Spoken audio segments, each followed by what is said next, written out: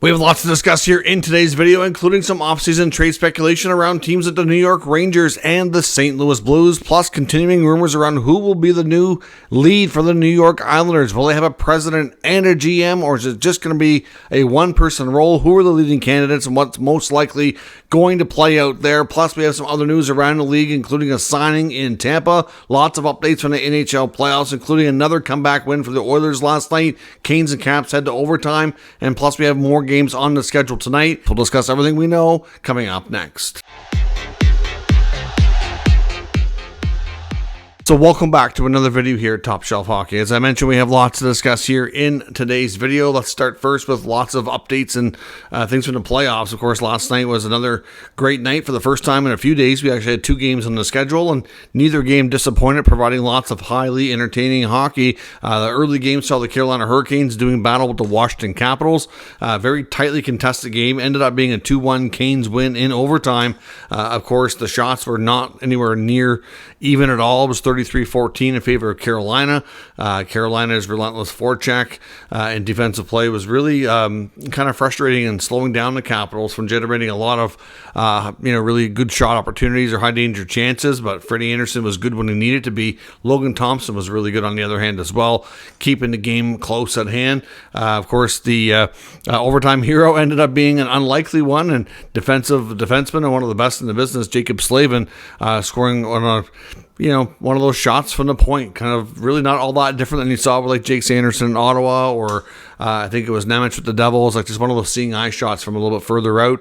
It looked like I thought at first maybe it might have hit, I think it was Jarvis in front, but it didn't. It went straight through, had a bit of a bounce, and Slavin's the overtime hero. The first goal of the game didn't come until I think it was 3 or 4 minutes into the second period when Alexi Protas, in his first game back from injury, first game of the playoffs for him, scores, and he makes it a 1-0 Capitals game. Then we saw a pretty nice tying goal from Logan Stankoven later on into the third. Then, of course, like I said, goes to OT, and the Canes take the first game. The Oilers had another comeback victory. It's their 5th consecutive win in the playoffs from comeback fashion. Of course, they've only won 5 playoff games, losing the first 2 to the Kings. They won 4 straight after that, go into this round and win game 1 against Vegas.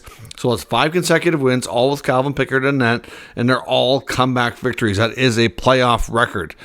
So obviously that's not something you see. Obviously it seems lately there's no safe lead in the NHL in these playoffs. 2-3 goal leads seem to be erased, and putting teams on the brink of losing. There's no real safe lead. We've seen so many comebacks. It's been crazy. So I don't know, maybe we should call it the year of the comeback. I don't know. But Vegas scored the first couple goals with Mark Stone. And then, of course, Leon Draisaitl's goal, I think it was the first minute of the third period, was kind of a weird one. It was obviously he just kind of knocked it towards the net and got a lucky bounce and it went in. And then from there, we saw big goals from Zach Hyman and Connor Brown.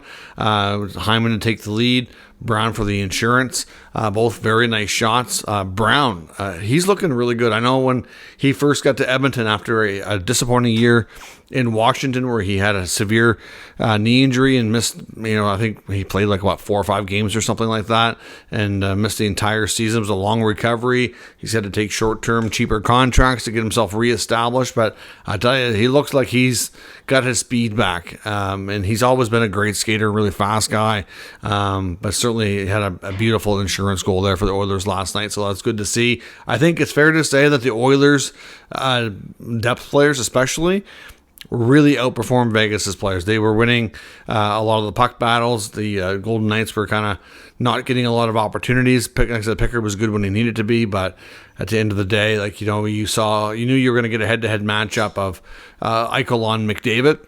But it's really all the other supporting cast that really largely decided the game. So I think for Vegas, they might not be quite as deep as they used to be. Now, keep in mind, they were also without Alex Pietrangelo, who missed the game due to illness, and Dorofeyev is also out as well, who potted 30 goals for the Golden Knights this year too. So hopefully those guys can return later in the series and certainly help them, because they had a tough night against the Oilers, who seem to be on quite a roll here right now. course, we got multiple games going here tonight as well. We've got the Winnipeg Jets and the Dallas Stars kicking off their Western Conference second round matchup. Game 1, of course, goes tonight. We got Game 2 between Toronto and Florida tonight as well. In the Jets-Stars game, a couple of lineup notes. Mark Scheifele appears to be back based on what we saw this morning with the Jets released as their potential lineup for tonight. Scheifele appears to be back playing first line center, so he looks to be good to go. However, it looks like Josh Morrissey and Logan Stanley are likely going to be out. I think they're kind of considered game time decisions for what the team's saying, but they're not expected to likely be in the lineup. Miro Heiskanen also is going to be out for Dallas, and I think Jason Robertson right now is a game time decision for Dallas, so not clear yet if he's in or out. In Toronto, no surprise, but Anthony Stolarz will not be in the net for the Maple Leafs tonight. Of course, Craig Berube did confirm he is doing okay. He's on the road to recovery, but he's feeling all right, which is good. But certainly after what happened in Game 1, it's really hard to say. I really can't see him playing hockey for at least a week, but that's just me. I'm no expert, I'm no doctor, but I just know I've obviously seen and dealt with concussions firsthand myself, and usually you need a little bit of time to go through and have a proper process. So Joseph Wall will man the net tonight. Matt Murray is going to come in as his backup. They decided to go with a little bit more experience on the bench just in case Wall has to come out of the game for any reason, rather than go with Dennis Hildeby. So I think the Leafs are happy right now with their goaltending depth that they have options in the wake here of Stolar's injury. So we'll see what happens. Game 2 tonight. I'm sure Florida will want to come out with a better effort, and the Leafs are going to want to put the pressure on them taking the second game at home as well. So it should be a fun matchup. Signing today in Tampa, they've re-signed backup goaltender Jonas Johansson to a 2-year deal at $1.25 million. Going to be honest, I was a little bit surprised. Jonas Johansson's not a great goaltender, doesn't have a great career track record at all, but since he's been in Tampa, they seem to like him. They need cheap goaltending considering their cap situation and the salary that Vasilevsky makes, so the backup can't really afford to make a whole lot. I believe that is a bit of a raise for him here as well. And typically Vasilevsky does play a lot, so you need a guy who can play 20-25 games, but I don't know. I thought maybe they might go in a different direction and just try to find, a more of a veteran guy who can give you a little bit better result. Every little bit helps in the NHL. Little upgrades you can make can all add up to being a bit of a difference. If he plays 20 games and he only gets you 10 wins compared to a guy who can get you even 12 or 13, that all adds up. Those extra points can make a big difference between making the playoffs or not, or being a wild card versus the top 3, or 3 versus 2, having home ice versus not. It's really all very much important, and I thought there's probably some veterans out there that could be had for $1 million or more per season that would give you a better result. So a little surprised, but we'll see how things go. He's been there for a couple of years now, so sometimes they stick with what they know, I guess. Jared Spurgeon and Mike Matheson, a couple more veteran defensemen, have confirmed they're joining Team Canada for the World Championships. That tournament, of course, gets underway on Friday. We've seen Canada add veterans like Sidney Crosby, Nathan McKinnon, and Marc-Andre Fleury here in recent days to go along with guys like Ryan O'Reilly and Macklin Celebrini and numerous others. Mackenzie Uyghur's another one that's over there. So they should have a pretty good team. I know the U.S. team is pretty young. I'm not sure. I haven't seen too many announcements for additions for them. I know Emil Heineman from the Canadiens is going over and will join Team Sweden. So now a bunch of other news around the NHL, some news and speculation around the Buffalo Sabres. They did announce that they've hired longtime NHL veteran, and he was a brief Buffalo Sabre, Eric Staal, to be a special assistant to the general manager. Of course, him and Kevin Adams know each other well. Of course, Staal, like I said, did briefly play for Adams in Buffalo, and of course, they were teammates together back during their early days of both their careers with the Carolina Hurricanes. So Staal will be a special assistant. Of course, he's a long career. I'm sure he knows plenty about the game, but theoretically he has no hands-on hockey operations experience. So it's expected, and the rumor is around the league that the Sabres, they've confirmed today, they didn't confirm it themselves, but Elliot Friedman confirmed it, and like I said, the guys from After the Whistle podcast, Craig Rivet and Andrew Peters, both confirmed yesterday that they believe that Kevin Adams is going to be back, as well as Lindy Ruff. That the speculation here is that they bring in Eric Staal just to be like a special assistant to kind of learn the ropes and offer some opinions, I guess you could say. And then that they're also expected to bring in a more experienced president of hockey operations to be somebody that's a sounding board for Adams and somebody maybe he can learn from as well. Still, in the grand scheme of things, he's got 5 years on the job with Buffalo, but had no prior experience in that role or really in hockey operations before that. He was on the business side, had a relationship with the owners, and obviously he was a long-time player, been around the game a long time, but different background completely. So we'll see. I know Ken Holland is a name that's been mentioned there, but we haven't really heard too much else for who might be in line for that role. Now, speaking of front office speculation and rumors, let's go to the New York Islanders, because Ken Holland's also considered a top candidate potentially to land with the Isles as well. We know Lou Lamoriello is not returning, and right now the Islanders front office is believed to be looking for a president of hockey operations and a general manager. The story has been different depending on what source you get the information from. Some think that it's going to be a one-person job and they'll have both titles, and others are convinced that it's likely going to be a two-person job. You're going to have a more experienced hockey operations president, like a Ken Holland type, and maybe somebody with ideally with previous GM experience, or at least a lot of hockey operations experience in the GM role. So there's been talk that the Islanders owners really like Ken Holland, and that from what I've heard about Holland, it sounds like if he becomes a hockey president of hockey operations for a team, that he doesn't want to be the GM as well, that he wants to have a little bit more flexibility, not be so hands-on and such a demanding job, more there for an advisory type of job and role. So we'll see where that goes. If Holland comes in as president for the Islanders, I would expect him to hire a separate GM. I believe Ryan Martin is somebody he would want to bring with him as well and could have that role. That's somebody that they expect to likely land and work together. There's also talk with the Islanders organization that it could be a guy like Marc Bergevin.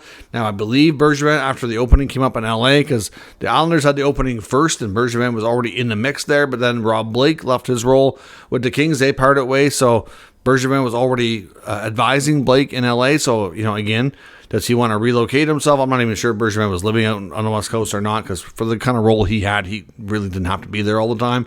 But does he want to stay with an organization that he has worked with for the last few years and would know the ins and outs pretty well? And obviously a team, like I said, they can't get over that hump, but they've had good regular season success. There's lots to work with there. The Islanders, of course, got the first overall pick, so there's lots to like about that. But otherwise, more work to do. To become more of a playoff contender for sure. But again, we don't know what is likely going to happen. But if Bergevin ends up being in the mix there, he could be the GM. There's also some that think he may be the president and could bring in a guy like Matthew Darche from Tampa as a GM. Darche is expected to interview with the Islanders. I'm not sure how that's going to play out, but I would suspect he wouldn't be a candidate for president if he's given a role there, that it's going to be with another president above him. So it kind of boils down to that. We did hear Jarmo Kekalainen's name early on, but from what we're gathering now from different intel sources, that sounds like he's not much of a contender. But like I said, there's other names that are there's always a surprise candidate that you don't really hear much about and comes out of nowhere. So we'll see what happens, but lots of speculation around the Islanders. We also learned that Patrick Waugh actually has 3 years left on his contract as head coach as well. So considering how long he's got for term and hasn't been there that long, some people were convinced that he was likely a goner with a new regime and GM or president coming through. Now that we learn more about his contract, I think it's, they may not want to pay him to take off so quickly considering what they gave him for a deal. So I think there's a good chance he sticks around for at least a year myself. Into next year, see where things go. If they can make some improvements and things are trending in the right direction, maybe him and the new GM continue working together. But time will tell. We'll have to wait and see. Obviously, that'll be their call, but I think there's a better chance than not that he stays, at least for a bit, but we don't know. There's lots of speculation. Some people have thought that the Islanders were getting close to making an announcement, but we don't have anything yet, so hard to say where things go on that front. Now, in the trade speculation, I know one player that we're looking at today is Jordan Kyrou in St. Louis. Again, not necessarily a player that I don't know where to peg the likelihood he gets dealt. I'm going to say it's not super high, but an article in The Athletic from Jeremy Rutherford, who covers the Blues, basically talking about how he feels the Blues kind of need to make a decision here on Kyrou. Obviously, he's been their leading scorer for the past couple of years, a big piece of the offense there, but didn't have a great playoff this year, and he's got his full trade protection kicking in this summer in July 1. So again, like some of these other guys we've heard about, whether it be Elias Pettersson or a few other younger players that are just getting to that spot in their career where they have trade protection kicking in their contract when they're hitting 7 years pro, 27 years old, that if you're not convinced you love that contract still, you have an opportunity to trade them before that kicks in.